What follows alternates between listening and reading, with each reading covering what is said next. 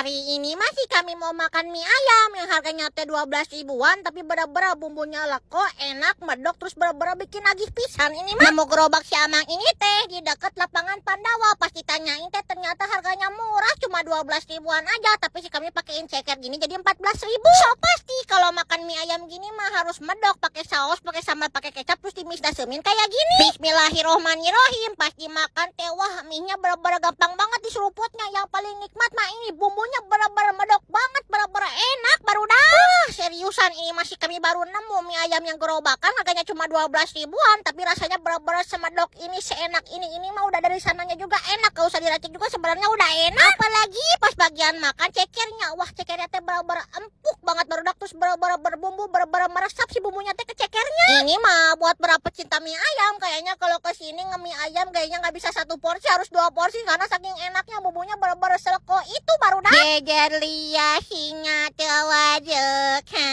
Iyo teh mendingan napisan. Urusan minumannya mah kalau udah makan yang pedas terus benar-benar lada nih wajib minum susu biar tenggorokan si kami segar, sehat dan bersahaja. Lanjut Pak 2 atau jajan-jajanan pedas di mana lagi ya?